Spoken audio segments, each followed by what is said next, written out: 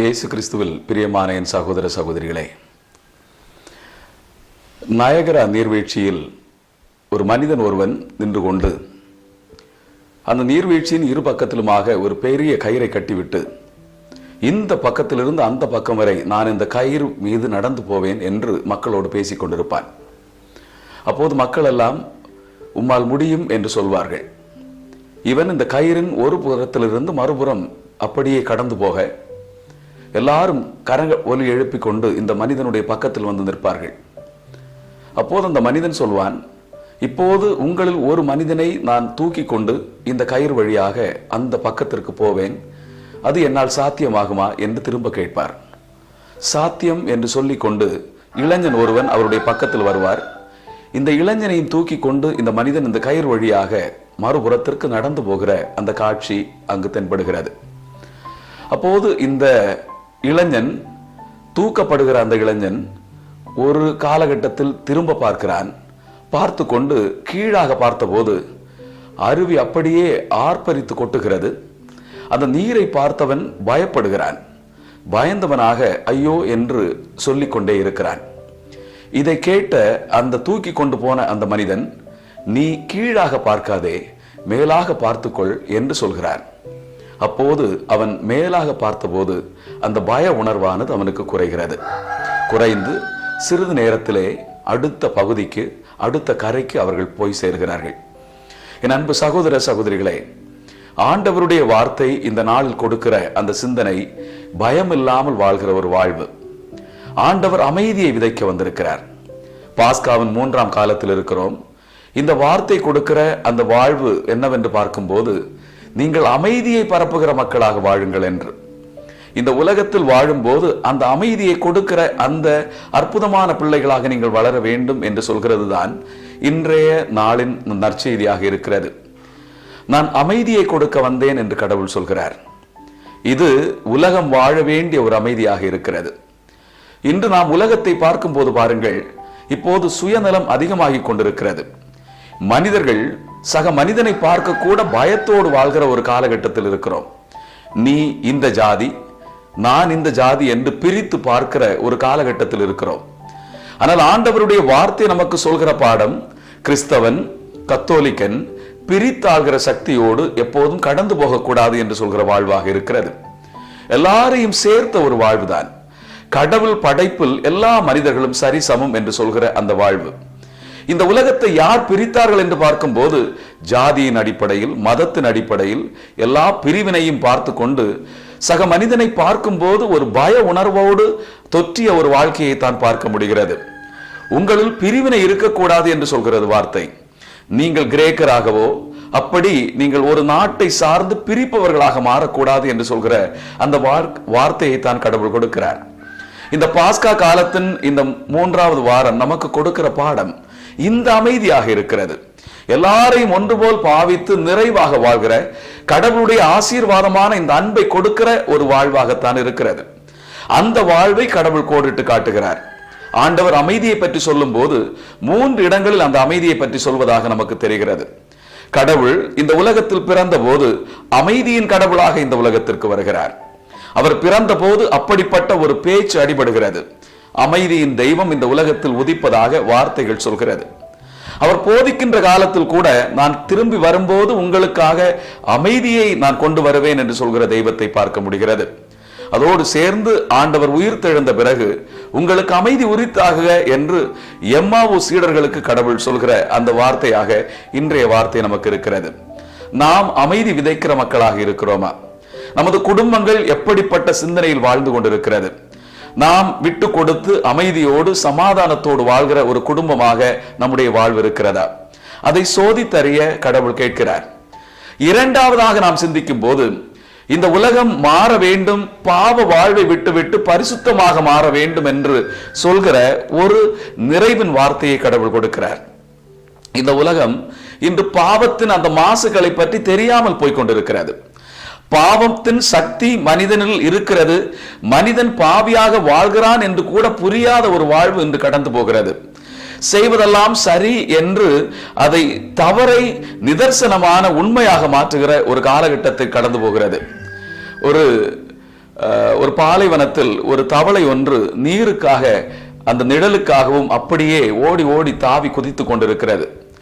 கூட்டத்தில் அம்மா அப்பா என் சகோதர சகோதரிகள் என்று வாழ்ந்து கொண்டிருந்த தவளை எங்கு எனக்கு அமைதி கிடைக்கும், எங்கு எனக்கு நிழல் கிடைக்கும், எங்கு எனக்கு தண்ணீர் கிடைக்கும் என்று பார்த்த அந்த தவளையானது அப்படியே பாலைவனத்தில் அந்த வெறும் வெயிலில் அப்படியே குதித்து கொண்டிருக்கிறது. வெயிலின் அந்த சூடு தாங்க முடியாமல் இந்த தவளை அப்படியே குதித்து கொண்டிருந்த போது அந்த பாலைவனத்தின் மத்தியில் ஒரு நிழல் இருப்பதாக அந்த தவளைக்கு தோன்றுகிறது. இந்த நிழலை இந்த தவளை பார்ப்பதற்காக பக்கத்தில் போகிறது. இந்த நிழலின் பக்கம் போய் ஹாய் என்று அப்படியே ஓய்வெடுத்துக் கொண்டிருக்கிறது இந்த தவளை. அப்படி ஓய்வெடுத்துக் கொண்டிருந்த போது இந்த தவளையை அங்கிருந்த மற்ற தவளைகள் பார்க்கிறது. அங்கிராதே போ, மாறிப்போ என்று சொல்கிறது. ஆனால் இது புரியவில்லை. அந்த நிழலை பார்த்த இந்த தவளை அப்படியே ஆசீர்வாதம் கிடைத்தது, நிழல் கிடைத்தது என்று அப்படியே மகிழ்வோடு இருந்த போது சிறிது நேரத்தில் அந்த நிழல் அந்த தவளையின் பக்கமாக வருகிறது. ஒரு சில நொடிகளிலே அந்த நிழலானது இந்த தவளையை கவ்வி விடுகிறது. அது நிழல் கொடுத்தது அது ஒரு பாம்பாக இருக்கிறது. என் அன்பு சகோதர சகோதரிகளே, இந்த உலகத்தின் நிழல் அப்படித்தான் இருக்கிறது. பாவம் நிறைந்த ஒரு உலகத்தில் பாவம் மன்னிப்பு பெற்று ஆசீர்வாதத்தை பெற வேண்டும் என்று சொல்கிறது உயிர்ப்பின் சிந்தனை. ஆண்டவர் ஒரு பாவம் இல்லாத ஒரு நிறைவின் வாழ்வை இந்த உயிர்ப்பு வழியாக இந்த உலகத்திற்கு கொடுத்தார். ஆண்டவருடைய அமைதி யாருக்கு கிடைக்கும் என்று பார்க்கும்போது இந்த பாவம் இல்லாது வாழ்கிற ஒரு வாழ்வில் அந்த அமைதி நிறைவாக சாத்தியமாகிறது. உயிர்ப்பு அந்த சக்தியை கொடுக்கிறது. நலத்தோடு வாழ, நிறைவோடு வாழ்கிற ஒரு வாழ்வை தான் கடவுள் பேசுகிறார். இந்த உலகத்தில் சோகத்தோடு வாழ்வதற்காக இந்த உலக வாழ்வை கடவுள் கேட்கவில்லை. மகிழ்வோடு வாழ்வதுதான் சிறப்பு. அந்த வாழ்க்கைக்கு தான் உயிர்த்த ஆண்டவர் நம்மை அழைக்கிறார். எப்படி அன்று சாத்தியமானது என்று பார்க்கும்போது இந்த சீடர்கள் அனைவரும் தங்களுக்கு கிடைத்ததை பகிர்ந்து கொள்கிறார்கள். சக மனிதரோடு நன்றாக பேசுகிறார்கள்.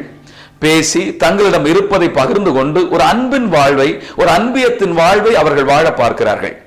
அதுதான் அவர்களுக்கு அமைதி கொடுக்கிற ஒரு காரணியாக, ஒரு சாராம்சமாக இருக்கிறது.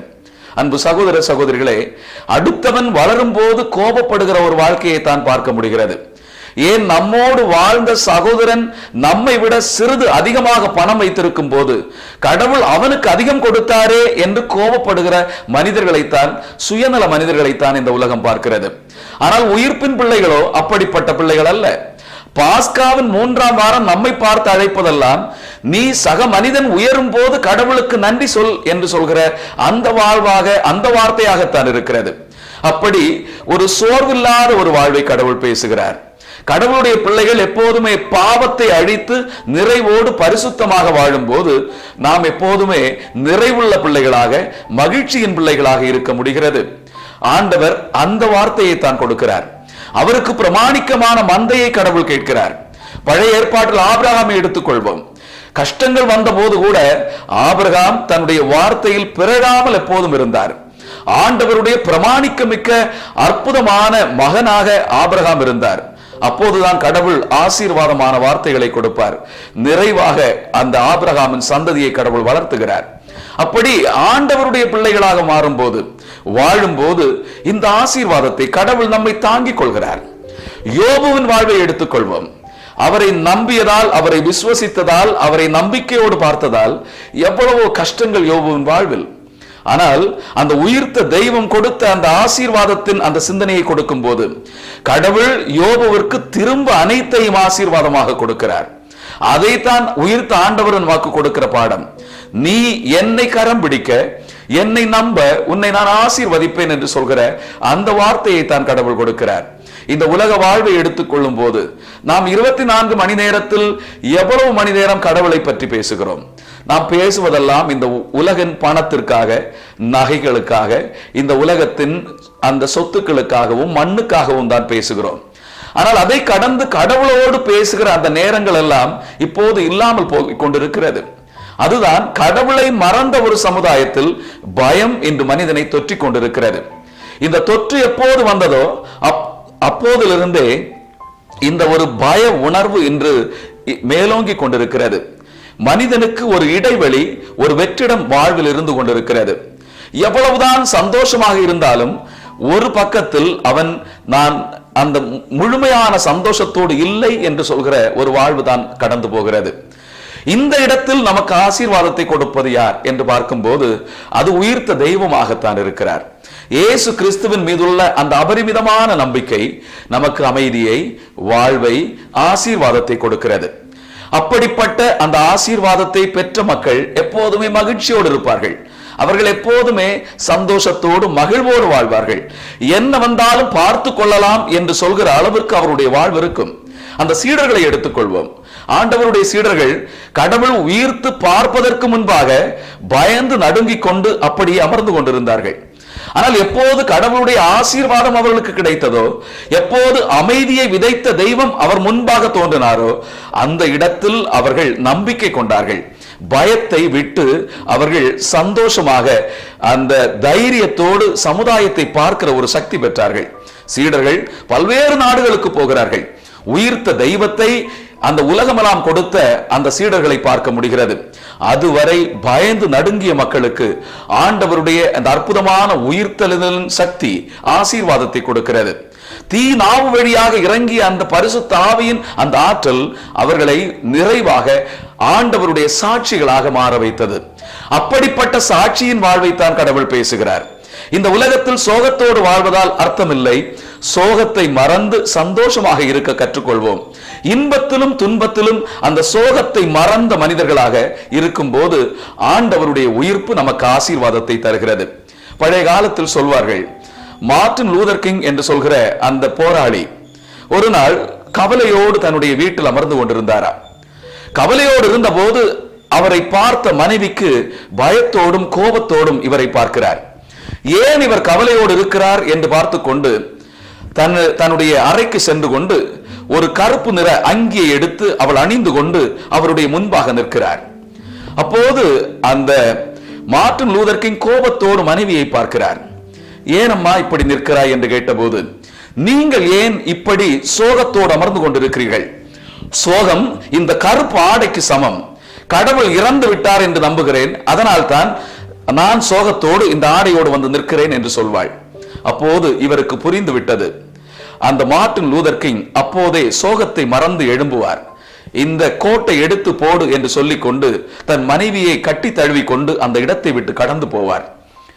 ஆண்டவர் இந்த சோகத்தை மறந்து கருப்பு அங்கியை விட்டுவிட்டு உயிர்த்த வெள்ளை அங்கியை நாம் தேடுவதற்காக கடவுள் கேட்கிறார்.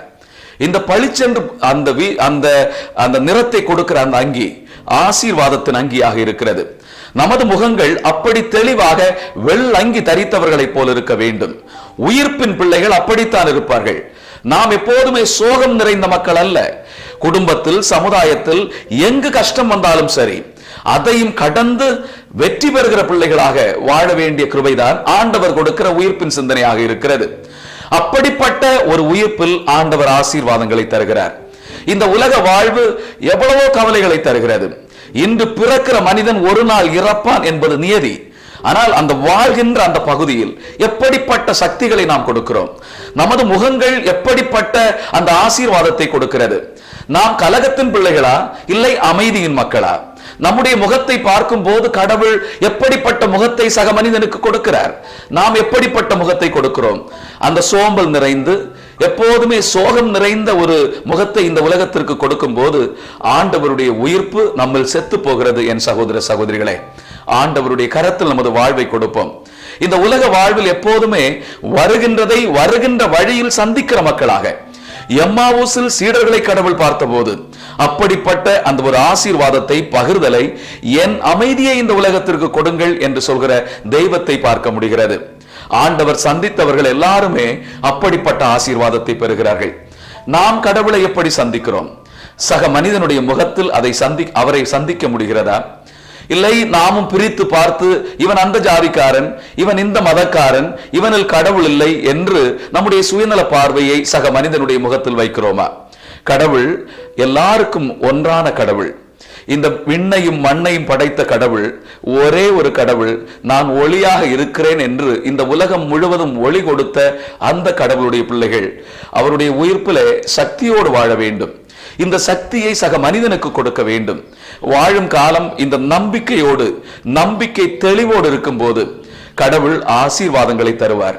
ஆனால் எப்போது நம்பிக்கை பிறண்டு போகிறது என்று பார்க்கும்போது, எப்போது பாவம் என்னுடைய வாழ்வில் அடித்தளத்தில் வருகிறதோ, எப்போது நான் பரிசுத்தவானாக இல்லை, பாவத்தோடு வாழ்கிறேன் என்று இருக்கிறதோ, அப்போது நம்பிக்கையானது சிறிது சிறிதாக நம்மை விட்டு போகிறது.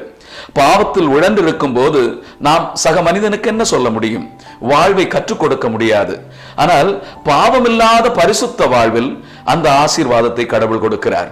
கடவுள் சொல்வதெல்லாம், இந்த உயிர்ப்பின் சக்தியோடு வாழ நீங்கள் எப்போதும் மனம் திரும்பி என் நற்செய்தியை நம்பி இந்த உலகத்திற்கு தாருங்கள் என்று சொல்கிற வாழ்வாக இருக்கிறது, வார்த்தையாக இருக்கிறது.